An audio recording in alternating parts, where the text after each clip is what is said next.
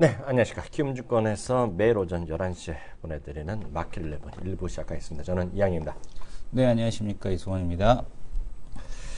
지난주 금요일만 네네. 하더라도 우리 시장 상당히 분위기가 좋았고요. 그 전날 미국 시장도 괜찮았는데요. 막상 금요일날 마감된 뉴욕 시장은 상당히 좀 썰렁하게 마감됐죠? 네네. 뭐 시작부터 시작해서 뭐 빠지기 시작해갖고 네. 뭐 그대로 그 회복하지 못하고 끝났는데 일단 네. 뉴욕 시장 같은 경우는 쿼드러블 위칭데이였기 때문에 네. 뭐 이런 부분에 대한 변동성까지도 좀 감안을 해야 되지 않을까. 다만 이제 네. 그 유럽 시장에 대한 쪽 낙폭을 회복하지 못한 점 좀 아쉽고요. 네. 그러니까 그 금요일날 시장에서 양호했던 시장에 대한 모습을 좀 보자고 그러라면은 일단은 중국 주변으로 한 국가들, 네. 그러니까 뭐 한국이라든가 아니면 홍콩 증시, 그 다음에 네. 또 보게 되면은 인도 증시까지는 괜찮았는데 유럽으로 넘어가면서부터 그러니까요. 낙폭에 대한 쪽이 확대가 됐고, 네. 미국은 이 쿼드러블 위칭데이에 대한 변동성에 대한 쪽이 지속적으로 나왔던 이제 그런 하루였다라고 보셔야 될 것 같습니다. 네, 전반적으로 오늘 시장도 전체적으로 다시 미국 시장에 영향을 받았나요? 좀 다시 약간은 좀 밀려가는 분위기입니다. 4일 동안 잘 나가던 외국인이요. 3일 동안 잘 나간 내일은 아침부터 한 200~300억씩 순매도로 출발한 거 기억하실 텐데요. 오늘 이 시간이 현재 다시 1,300억의 순매도로 돌아섰고요. 금융투자, 증권사도 한 500억의 순매도.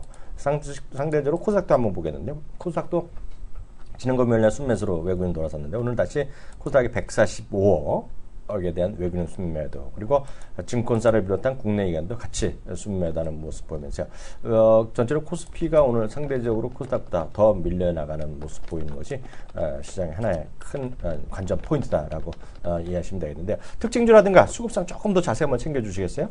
네, 일단 외국인에 대한 매도세가 거래소에서 뭐 계속해서 나오고 있습니다. 1260억, 코스닥에서 148억인데 상대적으로 매도 금액에 대한 쪽이 적죠. 그러다 네. 보니까 코스닥이 상대적으로 선방하는 형태에 대한 모습이 나타나고 있습니다. 거래소는 30포인트 가까이, 그리고 네. 코스닥은 2포인트 가까이 이렇게 네. 지금 하락을 해 있는 상황인데, 코스닥은 지금 낙폭을 만회하는 형태에 대한 쪽이라면 네. 거래소 같은 경우는 아직까지는 그렇지 못한 형태에 대한 모습이 좀 나타나고 있고요. 종목별 흐름에도 이런 것들이 그대로 좀 반영이 되어 있다라고 보여집니다.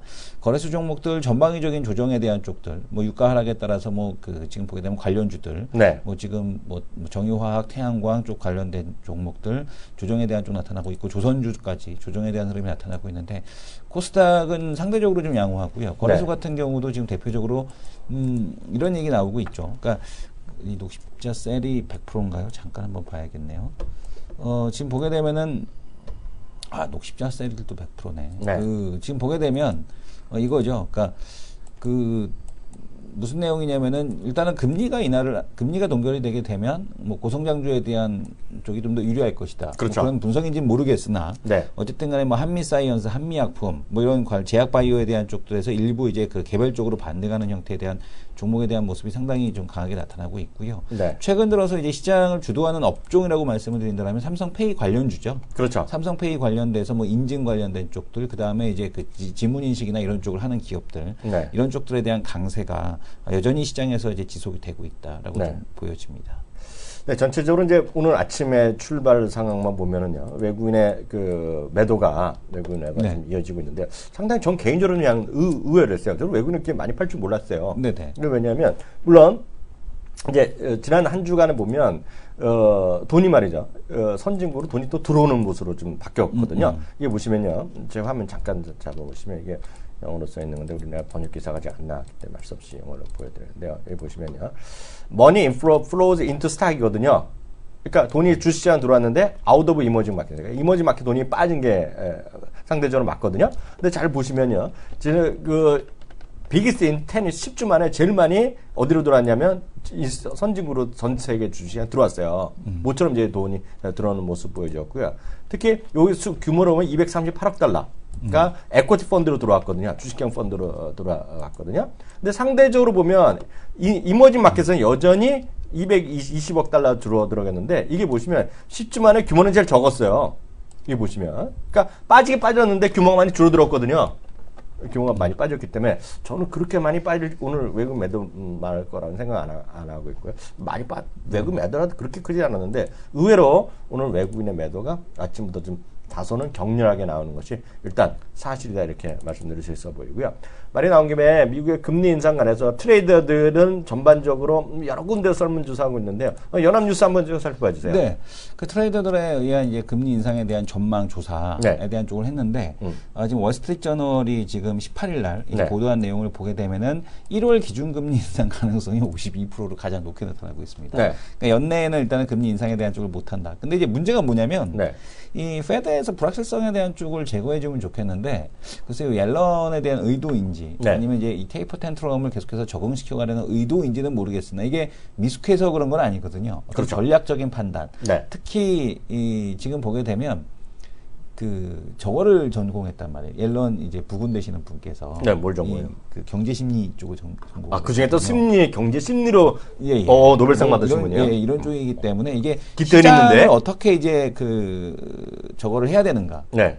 대한 쪽을 정확하게 알고 있는 사람들이란 말이에요. 근데도 그렇죠. 불구하고 이렇게 계속해서 이 불확실성에 대한 메시지를 지속적으로 준다는 거는 시장에서 어느 한쪽으로도 이렇게 미리 움직이지 않기를 원하는. 그리고 네. 시장에서 재료를 선반영해서 실제 금리가 인상이 됐을 때 그것이 영향이 최소화되게 하려는 네. 이제 그런 의도가 좀 반영이 된 것이 아닌가. 그리고 네. 금리 인상 전에 이미 시장에 대한 스트레스 테스트를 충분히 하는 네. 그런 모습이 아닌가라고 좀 보여집니다. 근데 이제 어쨌든 간에 지금 뭐 10월 금리 인상 가능성에 대한 좀 내비친 거죠. 왜냐하면 그렇죠. 내가 금리 인상을 하게 되면 언제든지 인터뷰를 할 수 있다. 라는 그런 얘기를 했기 이메일만 때문에. 보내면 사람들 밖에 대기하고 있으라는 거지. 그렇죠. 예. 나 한다. 그러면 예. 대기. 이렇게 하고 있으라는 건데 예. 1월 기준금리 인상 가능성. 시장에서는 어쨌든 간에 52%로 가장 높게 보고 있고요. 그러니까요. 지금 보게 되면 1월 통화정책회의가 26일, 27일입니다. 10월 달이 27일, 28일이죠. 네. 그러니까 현지 시간으로 27일, 28일이니까 우리 시간으로는 29일이라고 좀 보셔도 될 것 같고요. 네.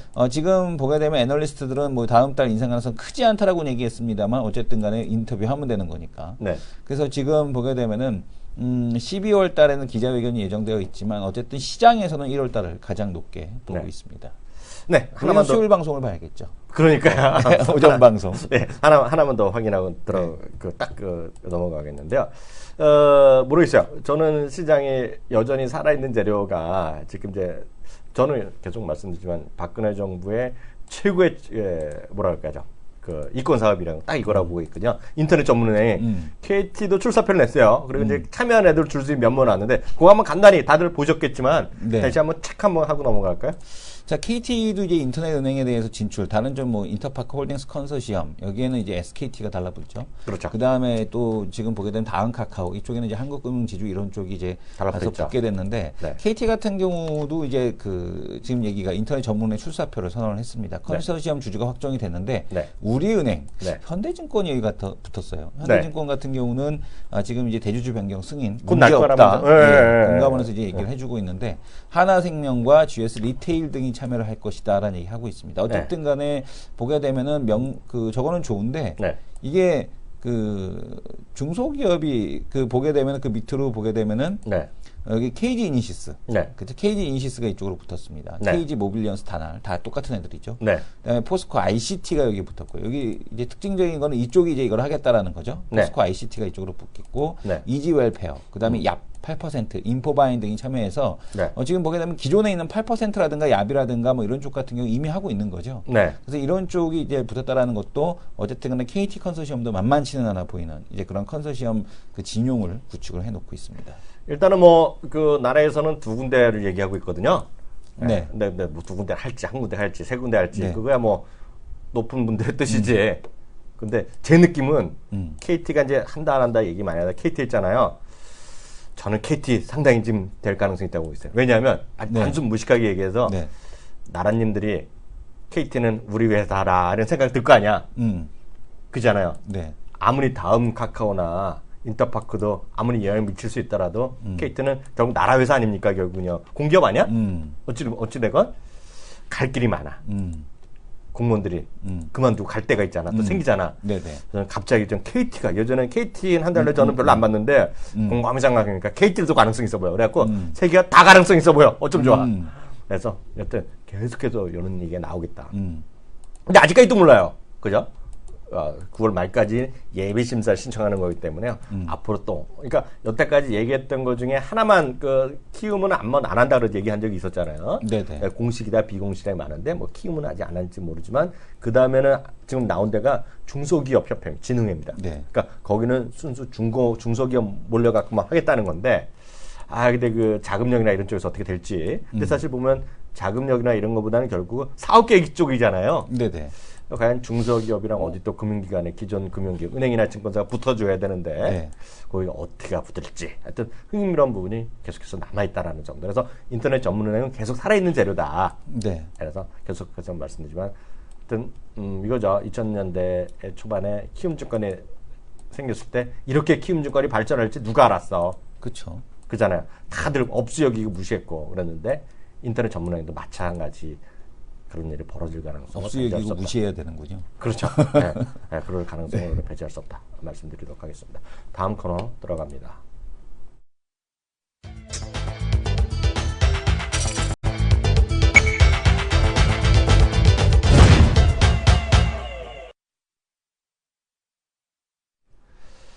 네, 이슈 돌칠 건데요. 오늘 이슈 돌칠 이제 본론 들어가기 전에 제가 시청자분들께 하나만 좀 하나 보여드릴게요. 이게 보시면 이거는 제가 일단 먼저 그 링크를 찍겠습니다. 네. 링크를 찍겠는데 이게 다 나오죠.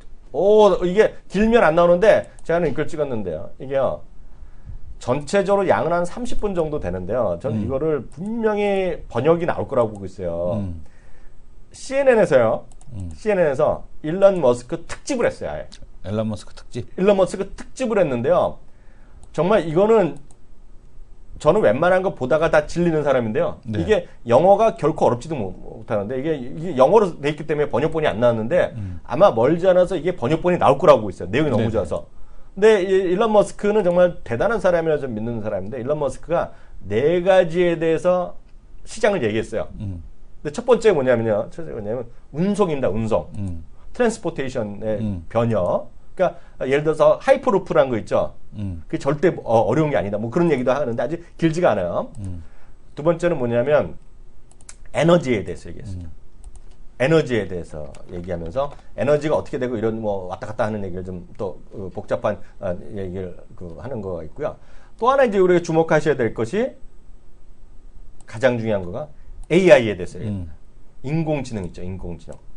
네. 그러니까 인공지능에서 얘기하고 있는데 말이 이게 절대 어렵지 않아요. 조금만 영어 하시면 이거 다 알아들을 수 있고요. 아마 이거가 한번 보시면 영어를 못하더라도 워낙 이게 그래픽이 잘 돼 있어요.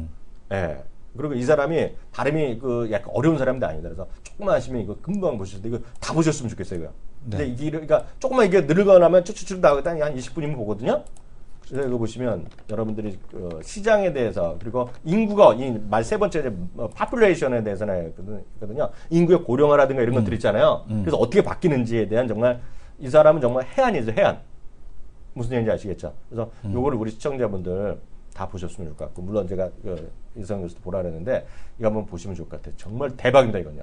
그래서 꼭 한번 농담이 아니라 여러분들 좀 보실 만한 분들은 꼭 한번 보시면 좋을 것 같습니다. 그래서 절대 어렵지 않고요. 누가 좀 영어 좀 하는 친구 있으면 이거 좀 무슨 얘기인지 들어달라는데 이게 아무리 영어를 못하고 하더라도 이거 웬만하면 알아들 수 있어요. 네네. 그래서 한번 꼭 보시기 바랍니다. 네, 뭐 오늘 어떤 얘기 해볼까요? 네, 일단은 조금 암울한 얘기긴 한데 중국 성장 둔화에 대한 쪽으로 한국 수출 부진에 대한 지속 가능성이 있다라는 얘기 나오고 있습니다. 네. 그러니까 지금 보게 되면 이제 국제적 상황을 고려하겠다. 네. 차이나 쇼크에 대한 쪽. 네. 글쎄 뭐 차이나 쇼크 때문인지 인민은행에서 어쨌든 간에 특이한 얘기를 했었죠. 네. 중국이 이번에 금리 인상 안 할 거다. 근데 네. 인민은행에 대한 그 얘기가 맞았는데 네. 지금 그 금리 뭐 주식시장 동결 약세인데 이 흐름에 대한 쪽은 네. 브라질, 터키, 말레이시아 등 경기가 악화하고 있고 정부의 뇌물 스캔들, 긴축 재정, 구조개혁 등은 정부와 의회 갈등으로 혼란이 지속되고 있다. 이게 지금 신흥국이죠. 네. 근데 이제 이런 상황에서 중국의 경제 전망이 밝지 않은 상황 속에서 네. 지금 보게 되면은 실물 지표에 대한 쪽이 둔화되는 이 과정 속에 네. 이 중국이 지금 보게 되면은 계속해서 이제 그 경기가 크게 네. 회복되지 않을 것 같고 네. 이런 흐름에 대한 쪽이 우리한테도 이제 지속적으로 작용할 가능성에 대한 쪽이 있지 않겠느냐라는 이제 그런 분석들에 대한 쪽들이 이어지고 있습니다. 그래서 지금 보게 되면은 서비스 산업 중심에 대한 경제 재질 전환 과정에서 겪어야 할 진통이라는 부진이 장기화될 것이다라는 네. 그런 얘기가 있어서 네. 그 우리 수출 부진에 대한 쪽이 장기화될 가능성에 대한 쪽이 있지 않겠느냐라는 네. 얘기가 있고 네. 또 반면에 이제 이 중국 경기 성장 둔화에 대한 쪽 이럼에도 불구하고 네. 지금 보게 되면은 인프라 수요에 대한 쪽은 지속적으로 늘 거다라는 그렇죠. 그런 얘기를 하고 있습니다. AIAB 이런 거. 물론 이제 1:1로 이분은 이런 이제 거. 맥쿼리 아시아 태평양 투자 솔루션 그룹 대표가 이제 한 얘기인데 네. 이런 부분에서 중국에 대한 쪽 같은 경우는 오히려 아직 이쪽 같은 경우는 연기금 등 기관 투자자들의 돈을 모아서 인프라 개발 운용 사업에 투자하는 이쪽이지 않습니까? 근데 네. 이제 우리나라에도 4대강 쪽 관련돼서 그 인프라 아시아 그 뭐죠? 우리나라에도 상장되어 있는 거 있잖아요. 그 맥쿼리 인프라 펀드인가?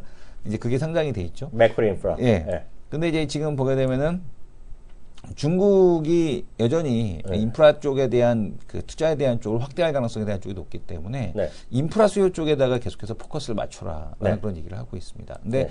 어쨌든 경기가 일단 둔화되는 거는 맞고 네. 거기서 이제 우리가 얼마나 회복이 될 수 있을 것이냐. 그러면 이제 시장에서 코스피 밸류에이션이 PER 9.8배 총중까지 올라왔다고 그러더라고요. 네네. 그러니까 여기서 계속해서 코스피가 오버슈팅하는 데는 한계가 있다. 네. 이런 내용에 대한 쪽에 대한 내용을 종합해 보게 되면 네. 이런 내용을 좀 얘기하고 있다라고 보셔야 될 것 같습니다. 다음은 제가 잠깐 네. 얘기하고 나서 다음 코너 들어가겠는데 오늘 이 얘기 좀 해드리겠습니다. D-6이잖아요. 네네. 뭔지 아시죠? 네. D-6은 대한민국 최대 명절.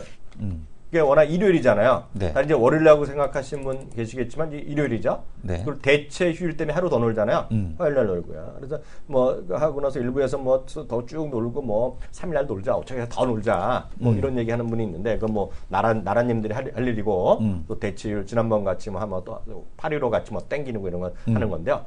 보시면 이번에 그 추석 전에해서 어떤 시장의 흐름이 있었는지를 한번 잠깐 제가 찾아봤고 제가 그 시세 경기를 한번 체크해 봤는데요. 제가 화면을 보시면서 제게 정리해 드리겠습니다. 이거 보면 이게 공식적 자료들은 아닙니다. 제가 언론사 내 내용 다 취합한 거로 해서 자료를 슬쩍 한번 정리해 봤는데요. 지금 중요한 거는 전통적인 시장 이런 거 경기 안 좋아요. 예, 뭐 사람 많은 돈은 잘 안 된다 그러고 있고요. 지역적으로 보면 울산 지역이 아주 안 좋습니다, 지금. 울산 지역이요. 울산 지역인 자동차랑 조선 쪽이랑 화학 쪽이잖아요. 소위 차화정이 몰려 있지 않습니까? 차화정 네네. 조선이. 그러니까 그쪽은 경기가 안 좋다고 합니다. 그쪽은 백화점 라인들은요. 근데 보면 전체적으로 보면요. 롯데백화점을 비롯해서 주요 백화점에 추석 선물 매출이 전년보다 20% 늘어나면서요. 3년 만에 최고 호황이랍니다. 지금. 그리고요. 이걸 그냥 갖고 얘기할 수는 없잖아요. D-8일 기준, 작년 대비 기준에서요. D-7이면 지난주 토요일까지라는 겁니다. 네. 지난 토요일인데요. 전년 대비 추석 선물 세트 매출만 보면요. 롯데백화점 19.4% 늘어났어요. 나는 안 그런데 뭐냐, 왜 저러냐는 건 신경 쓰지 마세요. 그냥 있는 수치니까요. 현대백화점 15% 늘어났습니다. 신세백화점 6.4% 늘어났고요. 롯데마트도 15.9%가 늘어났어요. 그리고요. 조사해봤더니 기업들의 단체 구입 증가가 뚜렷하다 합니다. 지금. 기업들이 단체 선물하잖아요. 그러니까 예전에 보면 10만 원짜리라든가 13만 원어치 뭐 했다는 거예요. 옥션에서 설문조사했더니 추석 선물 평균 비용이 18만 2천 원으로서 이건 개인들입니다. 작년 추석 대비 11% 개인들도 늘어났고요. 금년 설 대비 7%가 늘어났어요. 그러면 도대체 뭐가 늘어나는지 궁금하잖아요. 제가 오늘 이것 때문에 찾아보기 시작했는데요. 과일은 34%, 주식이랑 무슨 상관이 있겠어요? 상관없겠죠. 엄청 술을 처음 마시는 나라잖아요. 술이 두 번째야. 네. 지난 금요일 날 술병 드셨잖아요. 네. 술병 났잖아. 이승원 네. 교수 술을 많이 네. 드셔서. 주류가 26.9%, 네. 건강식품 20.7%, 한우도 17.5%. 예, 근데 이제 보시면 이건 우리나라 얘기고요. 중국 사람들이 요즘도 중요하잖아요. 네. 중국 사람. 제가 그래서 그저께 계속 어저께는 이제 잠실제 롯데면세점을 가보고요. 토요일 날은 일요일 날은 제가 무역센터 현대점을 갔어요. 이전 현대점 들어가지도 못했어. 사람이 하도 많아갖고. 예? 근데요. 6월달, 7월달에 외국인 입국자 수가 40%, 53%씩 감소했는데요. 8월에 25%로 감소했거든요. 근데 8월 마지막 주에는 거의 똔똔이 돼서 마이너스 1%고 중국인은 오히려 플러스로 반전됐고요. 9월도 지금까지 플러스로 알려지고 있습니다. 근데 중요한 건 중추절이랑 국경주절 있잖아요. 네. 요거가 작년에 16만 명인데 요번에는 아무리 찾아도 예상이 안 나오는데요. 업계 제가 또 알아보는 사람 알았더니 작년보다 10% 정도 늘어날 거라고 자기는 얘기하더라고요. 제가 아는 그 관광 쪽에 있는 사람이. 근데 지금 관광공사 얘기로는 작년이랑 비슷한 수준일 것이다. 그래서 16만 명 예상하고 있는데요. 일단 전년 수준을 목표로 보수적으로 보고 있는데요. 업체별로 보면 9월 달에 중국인 매출이 50% 이상 늘어나는 것도 있고요. 특히 롯데 면세점이 20% 늘어났습니다. 지금요. 계속 제 화면 잡아주세요. 롯데마트 서울역에는 워낙 중국인이 많다고 하는데 거기도 중국만 보면 58% 늘어났어요. 지금 보면 명동에도 중국세가 엄청 다시 늘어난다고 하잖아요. 롯데 면세점은 중국 사람 또 바글바글 시작했거든요. 지금요. 네. 그렇게 일단 보시면 좋을 것 같은데 관련해서 2011년 이후 LI증권에서 자료를 만들었는데요. 이게 보시면 요게 가운데 있죠. 가운데 요거가 D입니다. D. 그때를 기준으로 봤을 때 위아래 별 차이가 없더라. 조금 올라가는 건 있지만 그 전에 한 D-5보다는 큰 차이가 없었다. 지수는 큰 움직임이 없었다는 거예요. 그죠? 근데 보시면 흥미로운 게 나옵니다. 제가 제안된 경험 찾았는데 관심 업종으로 보면 얘네가 보면 뭐가 나오냐면 여기 안 나오나? 여기 딱 안 나오는데 특이한 게 여태까지 보면 코스피의 상관관계가 적은 것들 있죠. 네. 전기가스, 예를 들어 그리고 유통, 그리고 또 주목할 만한 게 음식료랑 저런 것들 올려. 음식료랑 그런 것들. 섬유 있죠. 네네. 섬유가 꾸준히 올라갔던 경향이 있어요. 최근 5년 동안 조사를 해봤더니. 예, 그럼 뭐 당연하겠죠. 갑자기 음식료 뭐 술을 더 마실 수도 있는 거고 기분상으로도요. 예, 기분상으로 이게 지나고 나면 말이 안 될지 모르지만 그런 흐름을 보였다. 그래서 하여튼 그런 섬유 의복 관련 아까 뭐 한세실업도 얘기하고 하셨잖아요. 그게 뭐 그 대연이 됐건 뭐 토니모리가 됐건 뭐가 됐건 간에 그런 의복이라든가 섬유 의류 그런 것들 음식료 있잖아. 그런 것들 여러분들이 그런 것들이 단기적으로 좀 올랐던 경향이 있다는 거 참고하시면 좋겠습니다. 뭐 시간이 끊어지면 안 되니까요. 그 레포트를 같이 좀 하나 봐주세요. 네, 일단은 뭐 신한에서 나온 건데 이거 뭐 이제 분석을 해놓은 거죠. 네. 그러니까 분석을 해놓은 건데 또 이제 뭐 10년 동안 그래 왔다라면 네. 그 뭐 찬바람이 불면 대형주라는 제목인데 네. 그 4분기에는 이제 어떠한 투자 전략을 세워야 될까라고 네. 보게 되면은 10년 동안 네. 대형주의 아웃퍼폼 확률이 90%였다라는 네. 얘기를 하고 있습니다. 네. 그러니까 지난 10년 동안을 보게 되면 그러니까 중소형주, 대형주의 평균 초과 수익률에 대한 쪽을 놓고 보게 되면 1분기가 제일 힘들다. 대형주는 대형주는 1분기가 제일 힘들고 3분기, 4분기로 갈수록 좋아지는 형태에 대한 모습이 이게 늘상 나왔었는데 그러니까 지금 이제 보게 되면 이제 그 소형주 대비해서는 네. 1분기에 대비해서 소형주가 이제 보게 되면은 1분기, 2분기가 소형주는 좋고 네. 그죠? 그다음에 이제 2분기를 3, 4분기 가게 되면 소형주가 상대적으로 좀 떨어지는 네. 이런 모습이 나타나는데. 네. 그러니까 대형주의 중소형주 대비 초과 배당 수익률 뭐 당연히 좋을 수밖에 없고 배당이 네. 높으니까. 네. 근데 이 흐름을 보게 되면 지난 10년 동안 한 번도 네. 그게 이제 그 낮아진 적이 없었다는 얘기예요. 그러니까 네. 배당에 대한 매력에 대한 쪽, 그러니까 중소형주에 대한 배당 수익률을 모두 상회했기 때문에 네. 4분기에는 이 배당까지 감안을 하게 되면은 항상 중소형주 대비해서 오버슈팅하는 형태에 대한 모습을 보여줬다. 네. 그래서 이번에도 지금 보게 되면 그게 좋을 거고 네. 가장 양호한 수익률이 기대되는 업종에 대한 쪽은 반도체다라는 네. 걸 얘기를 하고 있습니다. 반도체. 네. 네. 그러니까 10년 동안 코스피 대비 평균 초과 수익률은 5%. 네. 아웃퍼폼할 확률은 70%.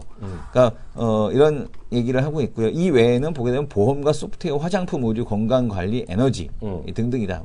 근데 이제 그 화장품은 최근에 게 이제 좀 많이 반영된 게 아닌가라는 생각이 들고 있고요.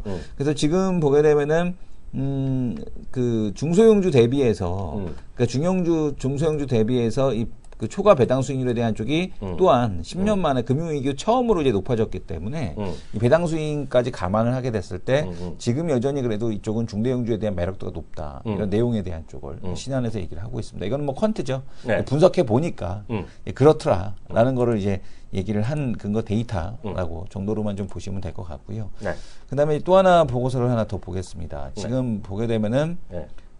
SFA 네. 요즘에 이제 관심을 갖고 있는 SFA 관심 있어요, 그쪽에? 관심이 있죠. 네. 왜냐면 이제 물류기 때문에 아주 재밌는 기업이 하나 있어요. 그러니까 지금 100%고 시장이 지금 주인공에서 되게 엄청 세게 올라가는 종목이 하나 있는데 네. 그게 SFA 회사요? 아니 그거 말고 네. 얘가 네. 자회사가 네. 그 SFA 말고 네. 대신 증거금 100%라 네. 자회사가 저 실리콘밸리에다가 그 인공지능 솔루션 회사를 2012년도에 세웠더라고요. 아, 돈도 벌고 있어? 그래서 이제 작년에 이미 로봇을 만들어 갖고 네. 그 이제 걔가 할 수 있는 게 로봇 쉐리 뭐 이런 거고 걔가 네. 이번에 삼성페이 또 들어갔더라고요. 걔가? 네, 걔가 100%짜리가? 홍채 인식도 하고 막 이러더라고. 그래서 네. 그게 어쨌든 간에 최근에 가장 핫하게 지금 올라가는 기업인데 100%라. 그래서 좀 말씀을 못 드리는 것 같습니다. 그래서 물류 쪽으로 좀 한번 볼 텐데. SFA는 상한가네? SFA가 상한가요? 아, 잘못 봤네. SFA는 깜짝 놀랐네. 갈 종목이 아니죠. 얘는. SGA는 뭐냐 좀. SGA도 이제 저쪽이고. 그래서 이거를 보게 되면 네. 그건 이제 삼성페이 관련 쪽으로 네. 지금 보게 되면 이제 그 제품 믹스 개선에 따른 꾸준한 외형 성장 지속이라는 얘기를 하고 1.6%네. 있는데 1.6%. 네. 지금 보게 되면은 이제 그 장비 수주를 하는 거거든요. 그러니까 얘가 그 과거에 이제 나온 보고서들을 보게 되면 공장 자동화 쪽에서는 얘가 항상 탑픽으로 올라왔었어요. 네. 예전에는. 네. 근데 최근에는 어쨌든 공장 자동화 탑픽으로는 올라오진 않고 있는데 왜냐하면 주가가 안 가고 있으니까. 네. 근데 지금 보게 되면은 이 올레드 장비, 이 네. 공장 자동화 장비를 만드는 쪽이거든요. 디스플레이 장비 쪽에서. 네.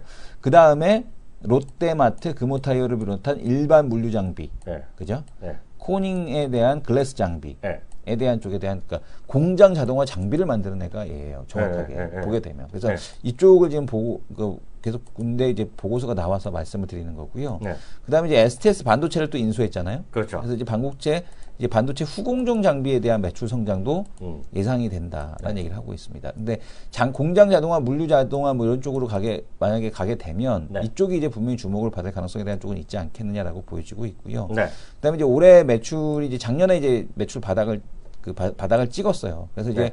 올해 내년 어쨌든 성장은 지속이 되는데 이제 다른 성장주처럼 이제 폭발적인 성장에 대한 모습을 좀 보여주는 것은 아니라 주가에 대한 흐름은 약간 좀 지지부진하게 진행이 되고 있고 어쨌든 간에 이 중화권 쪽에서 발주가 이제 늘어날 수밖에 없죠. 왜냐하면 이제 패널 업체들 설비 투자가 집중돼 있기 때문에. 그죠? 그래서 이제 요게 집중되면서 수주가 어쨌든 간에 늘어난다. 그래서 SFA 같은 경우도 그러니까 그 거래소에서 두 가지를 본다라면 네. 하나는 2차 전지. 네. 그죠? 2차 전지 같은 경우도 물론 이제 중국의 이제 비아디 같은 데들이 치고 가지만 2차 전지 쪽에서 비아디만 갈 거 아니잖아요. 네. 그 중국산 지금 보게 되면 이제 유럽 자동차 회사들은 비아디 끌고 가는 거 아니거든요. 네. 그럼 이제 한국에 있는 LG화학이나 SDI 끼고 가는 거고. 네. 그래서 중국에서 전기차 생산 확대에 따르는 그 소비 확대에 따르는 지금 보게 되면은 이쪽 그 2차 전지 쪽하고 또 하나가 이제 신규로 이제 붙는다라면은 이제 물류 아니면 자동화 공장 자동화 이쪽으로 놓고 본다라면 왜냐면 그동안에 안 건드렸던 쪽에서 갈 거란 말이죠. 네. 그다 아니면은 또 뭐 이미 인터넷 은행이나 이런 건 이제 연말까지라고 놓고 본다라면 네. 장기적으로 놓고 봤을 때 뭐 SFA 같은 기업들 네. 이런 쪽들을 계속해서 이제 그 관심 종목 리스트에 이렇게 계속 이렇게 편입할 필요는 있지 않나 이렇게 보여집니다. 아까도 말씀드렸듯이 AI나 이런 쪽 네. 상당히 이슈가 계속되고 있는 부분이기 때문에요. 그 부분 하여튼 앞서 말했던 일론 머스크 네. 그걸 꼭 좀 그러니까 영어랑 상관없이 보실 수 있다고 제가 영어 거의 못해도 보실 수 있어요. 제가 장담하는데 그만큼 잘 되어 있어. 그래픽이 잘 되어 있기 때문에 보시면 좋을 것 같고요. 앞서 딱 나스미더를 얘기하셨는데요. 나스미더는 저는 약간 좀 쉬어된다면 보고 있어요. 이게 보면 여러분들이 관심을 있고 없는 사람은 많은데 저는 나스미더가 좀 솔직히 좀 조정은 불가피하다 보고 있거든요. 근데 이게 저는 혼자 그렇게 생각하는지 모르는데 요즘 보면 상당히 큰 이슈거리가 있어요. 네. 그러면 이성훈 교수는 뭐 그런 데 관심 있는지 모르는데 저는 이런 데 관심이 많으니까요. 이게 보시면 이번에 그 아이폰이요. iOS 9 업데이트한 거 아시잖아요. 네네. 제가 화면 잠깐 좀 보세요. 50분인데? 네, 50분에도 이거 중요해요. 왜냐하면 저희가 이거 좀 말이 나온 김에 좀 보셔야 되는데 이게 보면 그 광고를 막는 걸 이번에 그 기능을 넣어버렸어요. 근데 이게 바로 여러분들이 넣어 갖고는 바로 이걸 한다고 되는 게 아니라 그 관련된 앱을 다운받아야 돼요. 어떻게 된 거 앱을 받고 iOS에서 설정에 들어가면 광고를 뺄 수 있어요. 그럼 예를 들어서 구글에서 나온 광고 이런 게 다 빠져요. 네네. 그게 이번에 처음 들어간 거거든요. 이렇게 되면 모바일 광고 쪽에 있는 애들이 상당히 지금 광고로 먹고 사는 애들이 상당히 힘들어질 수 있다 그래갖고 이게 난린다 지금 여기서. 그래서 여기 보면 제목 자체가 폴추나 지금 CNN이나 이런 데 엄청 그 전에도 논란이 많았었는데 현실화되니까 그래서 구글도 뭐 한다 그러니 계속 하고 있잖아요 지금요. 구글은 지금 익스텐션에서 하잖아요. 무슨 얘기인지 아시겠죠? 근데 이거 갖고 여기 보면 Let the iOS 9 adblock wars begin 해갖고 전쟁 시작됐다 이거 해갖고 일부는 요거를 막는 것까지 막 넣고 막 지금 난리가 났어요. 그래서 모바일 광고 시장 랩에 대한 약간 위축 가능성이 있다. 그래서 요거는 뭐 시장에서 아직 알려진 건 하나도 아니거든요. 그것 때문에 영향을 미칠지 모르지만 저는 이거 보고 약간 시장에서 약간 위축될 수 있다는 생각을 갖고 있거든요. 단계적으로 보면 요것도 좀 보시면 아까 말이 나왔기 때문에 요거 우주 정복자님이 말씀하셨죠. 근데 요거는 한번 이거 체크해 보시면 아실 것 같습니다. 아셨죠? 여러분 이렇게 알겠고요. 오늘 2부에 다시 돌아오겠습니다. 감사합니다.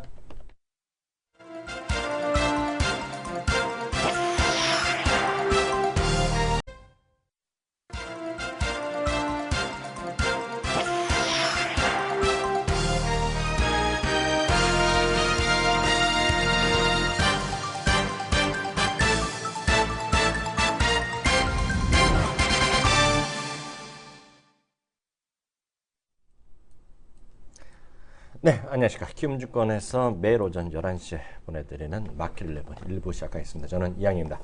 네, 안녕하십니까. 이승환입니다. 지난 주 금요일만 네네. 하더라도 우리 시장 상당히 분위기가 좋았고요. 그 전날 미국 시장도 괜찮았는데요. 막상 금요일날 마감된 뉴욕 시장은 상당히 좀 썰렁하게 마감됐죠? 네네. 뭐 시작부터 시작해서 뭐 빠지기 시작해갖고 네. 뭐 그대로 그 회복하지 못하고 끝났는데 일단 네. 뉴욕 시장 같은 경우는 쿼드러블 위칭데이였기 때문에 네. 뭐 이런 부분에 대한 변동성까지도 좀 감안을 해야 되지 않을까. 다만 이제 네. 그 유럽 시장에 대한 쪽 낙폭을 회복하지 못한 점 좀 아쉽고요. 네. 그러니까 그 금요일날 시장에서 양호했던 시장에 대한 모습을 좀 보자고 그러라면은 일단은 중국 주변으로 한 국가들, 네. 그러니까 뭐 한국이라든가 아니면 홍콩 증시, 그 다음에 네. 또 보게 되면은 인도 증시까지는 괜찮았는데 유럽으로 넘어가면서부터 그러니까요. 낙폭에 대한 쪽이 확대가 됐고, 네. 미국은 이 쿼드러블 위칭데이에 대한 변동성에 대한 쪽이 지속적으로 나왔던 이제 그런 하루였다라고 보셔야 될 것 같습니다. 네, 전반적으로 오늘 시장도 전체적으로 다시 미국 시장에 영향을 받았나요? 좀 다시 약간은 좀 밀려가는 분위기입니다. 4일 동안 잘 나가던 외국인이요. 3일 동안 잘 나간 내일은 아침부터 200~300억씩 순매도로 출발한 거 기억하실 텐데요. 오늘 이 시간이 현재 다시 1,300억의 순매도로 돌아섰고요. 금융투자, 증권사도 한 500억의 순매도.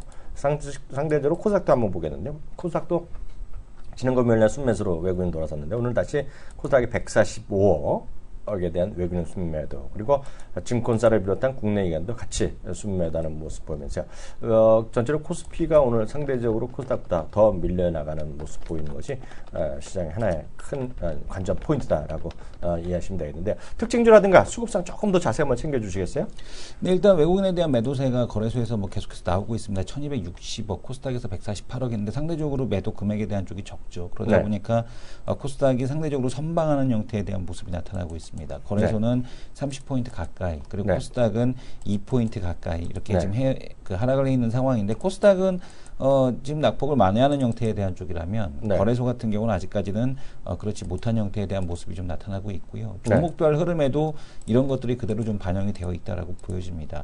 거래소 종목들 전방위적인 조정에 대한 쪽들, 뭐 유가 하락에 따라서 뭐 그 지금 보게 되면 관련주들, 네. 뭐 지금 뭐 정유화학, 태양광 쪽 관련된 종목들 조정에 대한 쪽 나타나고 있고 조선주까지 조정에 대한 흐름이 나타나고 있는데 코스닥은 상대적으로 좀 양호하고요. 거래소 네. 같은 경우도 지금 대표적으로 이런 얘기 나오고 있죠. 그러니까 이 녹십자 셀이 100%인가요? 잠깐 한번 봐야겠네요.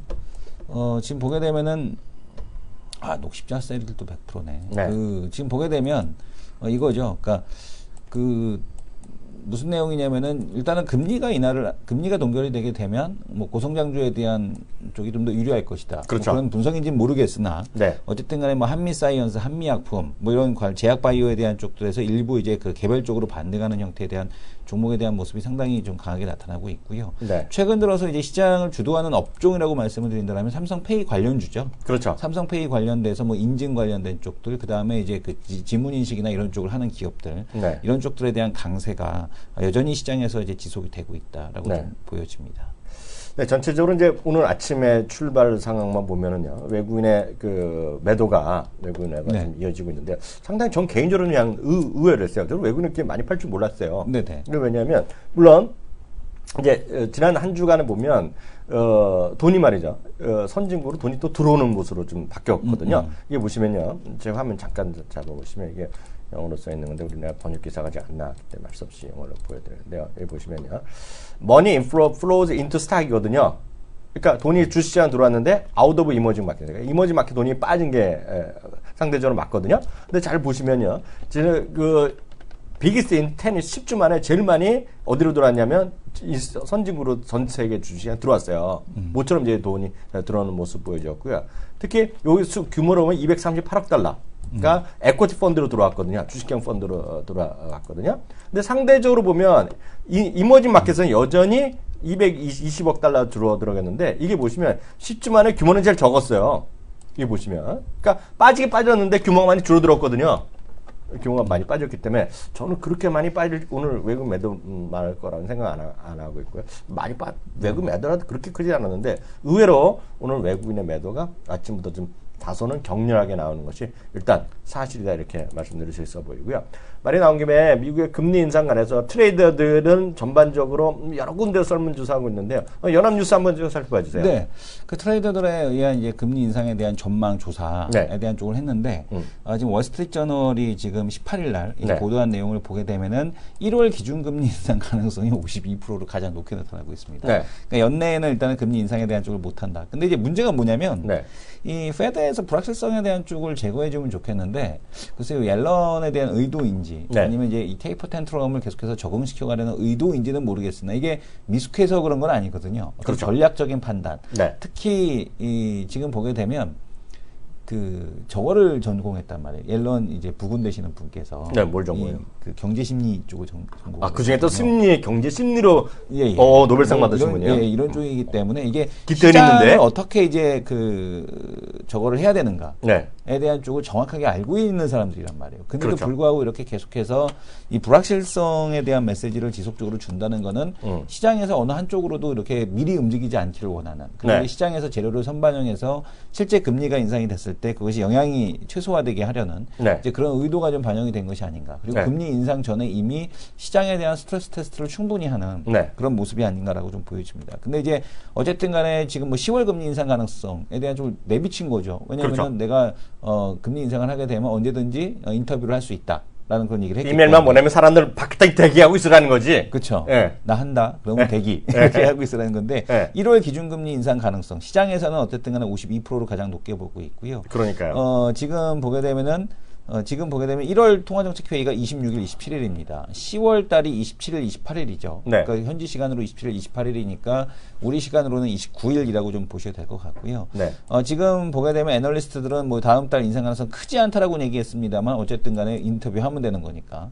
그래서 지금 보게 되면은 12월 달에는 기자회견이 예정되어 있지만 어쨌든 시장에서는 1월 달을 가장 높게 보고 있습니다. 하나만 더. 수요일 방송을 봐야겠죠. 그러니까요. 오전 방송. 하나만 더 확인하고 넘어가겠는데요. 모르겠어요. 저는 시장에 여전히 살아있는 재료가 지금 이제 저는 계속 말씀드리지만 박근혜 정부의 최고의 뭐랄까요. 이권 사업이랑 딱 이거라고 보고 있거든요. 인터넷 전문은행 KT도 출사표를 냈어요. 그리고 이제 참여한 애들 줄수 몇번 왔는데 그거 한번 간단히 다들 보셨겠지만 다시 한번 체크 한번 하고 넘어갈까요? 자, KT도 이제 인터넷 은행에 대해서 진출, 다른 좀 뭐 인터파크 홀딩스 컨소시엄, 여기에는 이제 SKT가 달라붙죠. 그렇죠. 그 다음에 또 지금 보게 되면 다음 카카오, 이쪽에는 이제 한국금융지주 이런 쪽이 이제 가서 붙게 됐는데, KT 같은 경우도 이제 지금 얘기가 인터넷 전문의 출사표를 선언을 했습니다. 컨소시엄 주주가 확정이 됐는데, 우리은행, 현대증권이 여기가 붙었어요. 현대증권 같은 경우는 지금 이제 대주주 변경 승인, 문제 없다. 금감원에서 이제 얘기를 해주고 있는데, 하나생명과 GS 리테일 등이 참여를 할 것이다라는 얘기 하고 있습니다. 어쨌든 간에 보게 되면은 저거는 좋은데 이게 중소기업이 보게 되면 밑으로 보게 되면은 여기 KG 이니시스. 그때 KG 이니시스가 이쪽으로 붙었습니다. KG 모빌리언스 다날 다 똑같은 애들이죠. 그다음에 포스코 ICT가 여기 붙었고요. 여기 이제 특징적인 거는 이쪽이 이제 이걸 하겠다라는 거죠. 포스코 ICT가 이쪽으로 붙겠고 이지 웰페어. 그다음에 얍 8% 인포바인 등이 참여해서 지금 보게 되면 기존에 있는 8%라든가 얍이라든가 뭐 이런 쪽 같은 경우 이미 하고 있는 거죠. 그래서 이런 쪽이 이제 붙었다라는 것도 어쨌든 간에 KT 컨소시엄도 만만치는 않아 보이는 이제 그런 컨소시엄 진용을 구축을 해 놓고 있습니다. 일단은 나라에서는 두 군데를 얘기하고 있거든요. 뭐 두 군데 할지, 한 군데 할지, 세 군데 할지, 그거야 뭐 높은 분들의 뜻이지. 근데 제 느낌은 KT가 이제 한다 안 한다 얘기 많이 하다 KT 있잖아요. 저는 KT 상당히 지금 될 가능성이 있다고 보고 있어요. 왜냐하면 네. 단순 무식하게 얘기해서 네. 나라님들이 KT는 우리 회사라 이런 생각이 들 거 아니야. 그잖아요. 네. 아무리 다음 카카오나 인터파크도 아무리 영향을 미칠 수 있더라도 KT는 결국 나라 회사 아닙니까 결국은요. 공기업 아니야? 어찌되건 갈 길이 많아. 공무원들이 그만두고 갈 때가 있잖아. 또 생기잖아. 네네. 저는 갑자기 좀 KT가 예전에 KT는 한 달에 저는 별로 안 봤는데 공감이 생각하니까 KT도 가능성이 있어 보여. 그래갖고 세계가 다 가능성이 있어 보여. 어쩜 좋아. 그래서 여튼 계속해서 이런 얘기가 나오겠다. 근데 아직까지도 몰라요. 그죠? 9월 말까지 예비 심사 신청하는 거기 때문에요. 앞으로 또 그러니까 여태까지 얘기했던 것 중에 하나만 키움은 안 한다 그런 얘기한 적이 있었잖아요. 네네. 공식이다 비공식이다 많은데 뭐 키움은 아직 안 할지 모르지만 그 다음에는 지금 나온 데가 중소기업 협회 진흥회입니다. 네. 그러니까 거기는 순수 중소기업 몰려갖고만 하겠다는 건데 근데 그 자금력이나 이런 쪽에서 어떻게 될지. 근데 사실 보면 자금력이나 이런 것보다는 결국 사업 계획 쪽이잖아요. 네네. 과연 중소기업이랑 어디 또 금융기관에 기존 금융기업, 은행이나 증권사가 붙어줘야 되는데 네. 거기가 어떻게 붙을지 하여튼 흥미로운 부분이 계속해서 남아있다라는 정도. 그래서 인터넷 전문은행은 계속 살아있는 재료다. 네. 그래서 계속해서 말씀드리지만 하여튼 이거죠. 2000년대 초반에 키움증권이 생겼을 때 이렇게 키움증권이 발전할지 누가 알았어. 그렇죠. 그잖아요. 다들 업수 여기고 무시했고 그랬는데 인터넷 전문은행도 마찬가지 그런 일이 벌어질 가능성을 업수 얘기고 무시해야 되는군요. 그렇죠. 네, 그럴 가능성을 배제할 수 없다 말씀드리도록 하겠습니다. 다음 코너 들어갑니다.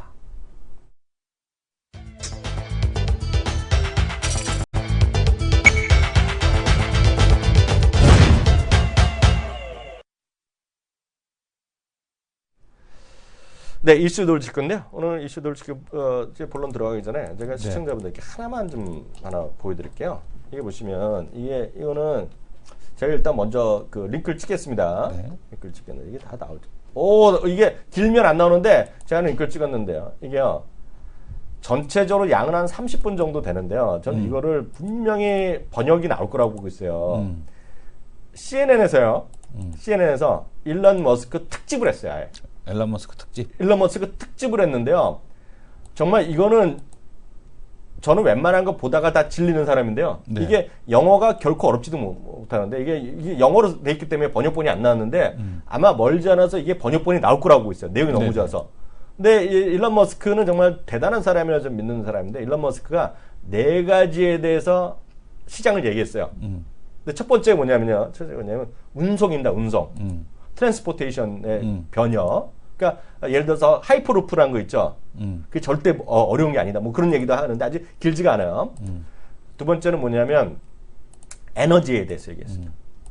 에너지에 대해서 얘기하면서 에너지가 어떻게 되고 이런 뭐 왔다 갔다 하는 얘기를 좀 또 복잡한 얘기를 하는 거가 있고요. 또 하나 이제 우리가 주목하셔야 될 것이 가장 중요한 거가 AI에 대해서 인공지능 있죠. 인공지능. 네.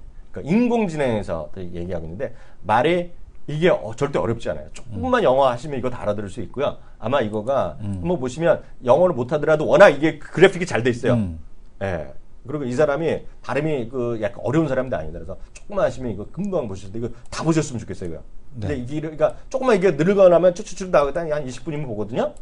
그래서 이거 보시면 여러분들이 시장에 대해서 그리고 인구가 이 말 세 번째 파퓰레이션에 대해서는 있거든요. 인구의 고령화라든가 이런 것들 있잖아요. 그래서 어떻게 바뀌는지에 대한 정말 이 사람은 정말 해안이죠. 해안. 무슨 얘기인지 아시겠죠? 그래서 요거를 우리 시청자분들 다 보셨으면 좋을 것 같고 물론 제가 인성 뉴스도 보라 그랬는데 이거 한번 보시면 좋을 것 같아요. 정말 대박입니다 이건요. 그래서 꼭 한번 농담이 아니라 여러분들 좀 보실 만한 분들은 꼭 한번 보시면 좋을 것 같습니다. 그래서 절대 어렵지 않고요. 누가 좀 영어 좀 하는 친구 있으면 좀 무슨 얘기인지 들어달라는데 이게 아무리 영어를 못하고 하더라도 이거 웬만하면 알아들 수 있어요. 네네. 그래서 한번 꼭 보시기 바랍니다. 네, 뭐 오늘 어떤 얘기 해볼까요? 네, 일단은 조금 암울한 얘기긴 한데 중국 성장 둔화에 대한 쪽으로 한국 수출 부진에 대한 지속 가능성이 있다라는 얘기 나오고 있습니다. 네. 그러니까 지금 보게 되면 이제 국제적 상황을 고려하겠다. 차이나 쇼크에 대한 쪽. 네. 글쎄 뭐 차이나 쇼크 때문인지 인민은행에서 어쨌든 간에 특이한 얘기를 했었죠. 네. 중국이 이번에 금리 인상 안 할 거다. 근데 네. 인민은행에 대한 그 얘기가 맞았는데 네. 지금 그 금리 뭐 주식시장 동일 약세인데 이 흐름에 대한 쪽은 네. 브라질, 터키, 말레이시아 등 경기가 악화하고 있고 정부의 뇌물 스캔들, 긴축재정, 구조개혁 등은 정부와 의회 갈등으로 혼란이 지속되고 있다. 이게 지금 신흥국이죠. 근데 이제 이런 상황에서 중국의 경제 전망이 밝지 않은 상황 속에서 네. 지금 보게 되면은 실물 지표에 대한 쪽이 둔화되는 이 과정 속에 네. 이 중국이 지금 보게 되면은 계속해서 이제 그 경기가 크게 네. 회복되지 않을 것 같고 네. 이런 흐름에 대한 쪽이 우리한테도 이제 지속적으로 작용할 가능성에 대한 쪽이 있지 않겠느냐라는 이제 그런 분석들에 대한 쪽들이 이어지고 있습니다. 그래서 지금 보게 되면은 서비스 산업 중심에 대한 경제 재질 전환 과정에서 겪어야 할 진통이라는 부진이 장기화될 것이다라는 네. 그런 얘기가 있어서 네. 그러니까 우리 수출 부진에 대한 쪽이 장기화될 가능성에 대한 쪽이 있지 않겠느냐라는 네. 얘기가 있고 네. 또 반면에 이제 이 중국 경제 성장 둔화에 대한 쪽 이럼에도 불구하고 네. 지금 보게 되면은 인프라 수요에 대한 쪽은 지속적으로 늘 거다라는 그렇죠. 그런 얘기를 하고 있습니다. AIAB 이런 거. 물론 이제 1대1로 이분은 이제 맥쿼리 아시아 태평양 투자 솔루션 그룹 대표가 이제 한 얘기인데 네. 이런 부분에서 중국에 대한 쪽 같은 경우는 오히려 아직 이쪽 같은 경우는 연기금 등 기관 투자자들의 돈을 모아서 인프라 개발 운용 사업에 투자하는 이쪽이지 않습니까? 근데 이제 우리나라에도 4대강 쪽 관련돼서 그 인프라 그 뭐죠? 우리나라에도 상장돼 있는 거 있잖아요. 그 맥쿼리 인프라 펀드인가? 이제 그게 상장이 돼 있죠. 맥쿼리 인프라. 예. 네. 근데 이제 지금 보게 되면은 중국이 여전히 네. 인프라 쪽에 대한 그 투자에 대한 쪽을 확대할 가능성에 대한 쪽이 높기 때문에 네. 인프라 수요 쪽에다가 계속해서 포커스를 맞춰라라는 네. 그런 얘기를 하고 있습니다. 근데 네. 어쨌든 경기가 일단 둔화되는 거는 맞고 네. 거기서 이제 우리가 얼마나 회복이 될 수 있을 것이냐. 그러면 이제 시장에서 코스피 밸류에이션이 PER 9.8배 청중까지 올라왔다고 그러더라고요. 네네. 그러니까 여기서 계속해서 코스피가 오버슈팅하는 데는 한계가 있다. 네. 이런 내용에 대한 쪽에 대한 내용을 종합해 보게 되면 네. 이런 내용을 좀 얘기하고 있다라고 보셔야 될 것 같습니다.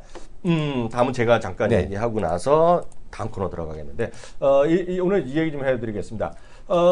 D-6이잖아요. 네네. 뭔지 아시죠? 네. D-6은 대한민국 최대 명절.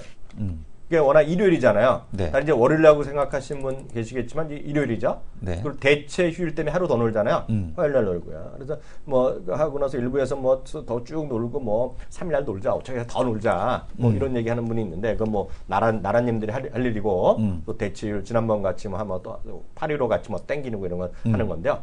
보시면 이번에 그 추석 전에해서 어떤 시장의 흐름이 있었는지를 한번 잠깐 제가 찾아봤고 제가 그 시세 경기를 한번 체크해 봤는데요. 제가 화면을 보시면서 제게 정리해드리도록 하겠습니다. 이거 보면 이게 공식적 자료들은 아닙니다. 제가 언론사의 내용 다 취합한 거로 자료를 슬쩍 한번 정리해봤는데요. 지금 중요한 거는 전통적인 시장 이런 거 경기 안 좋아요. 예, 뭐 사람 많은 돈은 잘 안 된다 그러고 있고요. 지역적으로 보면 울산 지역이 아주 안 좋습니다 지금. 울산 지역이요. 울산 지역인 자동차랑 조선 쪽이랑 화학 쪽이잖아요. 소위 차화정이 몰려 있지 않습니까? 차화정 네네. 조선이. 그러니까 그쪽은 경기가 안 좋다고 합니다. 그쪽은 백화점 라인들은요. 근데 보면 전체적으로 보면요. 롯데백화점을 비롯해서 주요 백화점에 추석 선물 매출이 전년보다 20% 늘어나면서요. 3년 만에 최고 호황이랍니다. 지금. 이거요. 이걸 그냥 갖고 얘기할 수 없잖아요. D-8일 기준, 작년 대비 기준에서요. D-7이면 지난주 토요일까지라는 겁니다. 네. D- 토요일인데요. 전년 대비 추석 선물 세트 매출만 보면요. 롯데백화점 19.4% 늘어났어요. 나는 안 그런데 뭐냐, 왜 저러냐는 건 신경 쓰지 마세요. 그냥 있는 수치니까요. 현대백화점 15% 늘어났습니다. 신세백화점 6.4% 늘어났고요. 롯데마트도 15.9%가 늘어났어요. 그리고요. 조사해봤더니 기업들의 단체 구입증과 뚜렷하다 합니다. 지금. 기업들이 단체 선물하잖아요. 그러니까 예전에 보면 10만 원짜리라든가 13만 원어치 뭐 했다는 거예요. 옥션에서 설문조사했더니 추석 선물 평균 비용이 18만 2천 원으로서 이거 개인들입니다. 작년 추석 대비 11% 개인들도 늘어났고요. 금년 설 대비 7%가 늘어났어요. 그러면 도대체 뭐가 늘어나는지 궁금하잖아요. 제가 오늘 이것 때문에 찾아보기 시작했는데요. 과일은 34%, 주식이랑 무슨 상관이 있겠어요? 상관없겠죠. 엄청 술을 처마신 나라잖아요. 술이 두 번째야. 네. 지난 금요일 날 술병 드셨잖아요. 네. 술병 났잖아. 이승원 네. 교수 술을 많이 네. 드셔서. 주류가 26.9%, 네. 건강식품 22.7%, 한우도 17.5%. 네, 근데 이제 보시면 이건 우리나라 얘기고요. 중국 사람들이 요즘 더 중요하잖아요. 네. 중국 사람. 제가 그래서 그저께 계속 어저께는 이제 잠실제 롯데면세점을 가보고요. 토요일 날은 일요일 날은 제가 무역센터 현대점을 갔어요. 이제 현대점 들어가지도 못했어. 사람이 하도 많아갖고. 예? 근데요. 6월달, 7월달에 외국인 입국자 수가 40%, 53%씩 감소했는데요. 8월에 25%로 감소했거든요. 근데 8월 마지막 주에는 거의 똔똔이 돼서 마이너스 1%고 중국인은 오히려 플러스로 반전됐고요. 9월도 지금까지 플러스로 알려주고 있습니다. 근데 중요한 건 중추절이랑 국경주절 있잖아요. 네. 요거가 작년에 16만 명인데 요번에는 아무리 찾아도 예상이 안 나오는데요. 업계 제가 또 알아보는 사람 알았더니 작년보다 10% 정도 늘어날 거라고 자기는 얘기하더라고요. 제가 아는 그 관광 쪽에 있는 사람이. 근데 지금 관광공사 얘기로는 작년이랑 비슷한 수준일 것이다. 그래서 16만 명 예상하고 있는데요. 일단 전년 수준을 목표로 보수적으로 보고 있는데요. 업체별로 보면 9월 달에 중국인 매출이 50% 이상 늘어나는 것도 있고요. 특히 롯데 면세점이 20% 늘어났습니다. 지금요. 계속 제 화면 잡아주세요. 롯데마트 서울역에는 워낙 중국인이 많다고 하는데 거기도 중국만 보면 58% 늘어났어요. 지금 보면 명동에도 중국인이 엄청 다시 늘어난다고 하잖아요. 롯데 면세점은 중국 사람 또 바글바글 시작했거든요. 지금요. 네. 그렇게 일단 보시면 좋을 것 같은데 관련해서 2011년 이후 LI증권에서 자료를 만들었는데요. 이게 보시면 요게 가운데 있죠. 가운데 요거가 D일입니다. D. 그때를 기준으로 봤을 때 위아래 별 차이가 없더라. 조금 올라가는 건 있지만 그 전에 한 D-5보다는 큰 차이가 없었다. 지수는 큰 움직임이 없었다는 거예요. 그죠? 근데 보시면 흥미로운 게 나옵니다. 제가 제안된 경험 찾았는데 관심 업종으로 보면 얘네가 보면 뭐가 나오냐면 여기 안 나오나? 여기 딱 안 나오는데 특이한 게 여태까지 보면 코스피의 상관관계가 적은 것들 있죠. 네. 전기가스 예를 들어 그리고 유통 그리고 또 주목할 만한 게 음식료랑 저런 것들 올려. 음식료랑 그런 것들. 섬유 있죠. 네네. 섬유가 꾸준히 올라갔던 경향이 있어요. 최근 5년 동안 조사를 해봤더니. 예, 그럼 뭐 당연하겠죠. 갑자기 음식물 뭐 술을 더 마실 수도 있는 거고 기분상으로도요. 예, 기분상으로 이게 지나고 나면 말이 안 될지 모르지만 그런 흐름을 보였다. 그래서 하여튼 그런 섬유 의복 관련 아까 뭐 한세실업도 얘기하고 하셨잖아요. 그게 뭐 그 대연이 됐건 뭐 토니모리가 됐건 뭐가 됐건 간에 그런 의복이라든가 섬유 의류 그런 것들 음식료 있잖아. 그런 것들 여러분들이 단기적으로 좀 올랐던 경향이 있다는 거 참고하시면 좋겠습니다. 뭐 시간이 끊어서 안 되니까 그 레포트를 같이 좀 하나 봐주세요. 네, 일단은 뭐 신한에서 나온 건데 이거 뭐 이제 분석을 해놓은 거죠. 네. 그러니까 분석을 해놓은 건데 또 이제 뭐 10년 동안 그래 왔다라면 그 뭐 찬바람이 불면 대형주라는 제목인데. 그 4분기에는 이제 어떠한 투자 전략을 세워야 될까라고 보게 되면은 10년 동안 대형주의 아웃퍼폼 확률이 90%였다라는 얘기를 하고 있습니다. 그러니까 지난 10년 동안을 보게 되면 그러니까 중소형주, 대형주의 평균 초과 수익률에 대한 쪽을 놓고 보게 되면 1분기가 제일 힘들다. 대형주는 대형주는 1분기가 제일 힘들고 3분기, 4분기로 갈수록 좋아지는 형태에 대한 모습이 늘상 나왔었는데 그러니까 지금 이제 보게 되면 이제 그 소형주 대비해서는 1분기에 대비해서 소형주가 이제 보게 되면은 1분기, 2분기가 소형주는 좋고 그죠? 그다음에 이제 2분기를 3, 4분기가 가게 되면 소형주가 상대적으로 좀 떨어지는 이런 모습이 나타나는데 그러니까 대형주의 중소형주 대비 초과 배당 수익률 뭐 당연히 좋을 수밖에 없고 배당이 높으니까.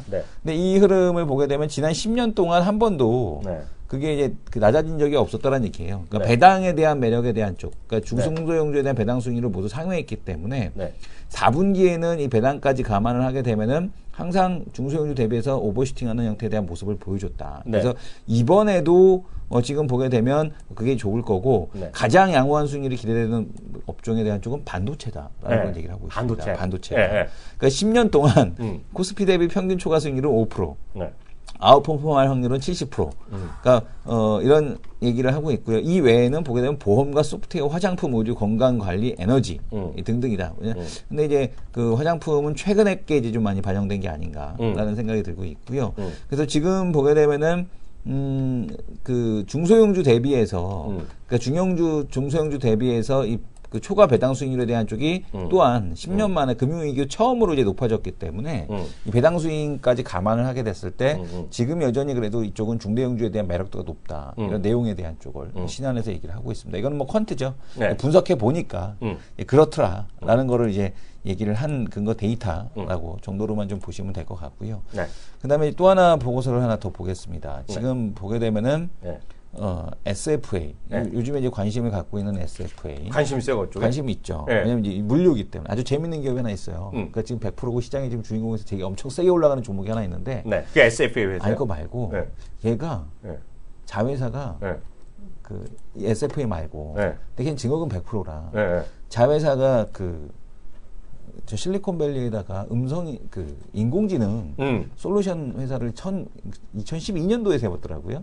아, 돈도 벌고 있어? 그래서 이제 2010 작년에 이미 로봇을 만들어 갖고 네. 그 이제 걔가 할 수 있는 게 로봇 쉬리 뭐 이런 거고 걔가 네. 이번에 삼성페이 또 들어갔더라고요. 걔가? 네, 걔가 100%짜리가? 홍채 인식도 하고 막 이러더라고. 그래서 네.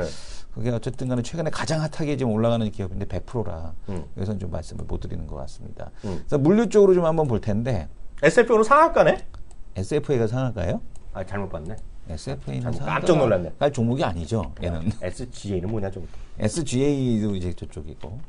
그래서 이거를 보게 되면 네. 그건 이제 삼성페이 관련 쪽으로 네. 지금 보게 되면 이제 그 제품 믹스 개선에 따른 꾸준한 외형 성장 지속이라는 얘기를 하고 1.6%네, 있는데 1.6%. 네.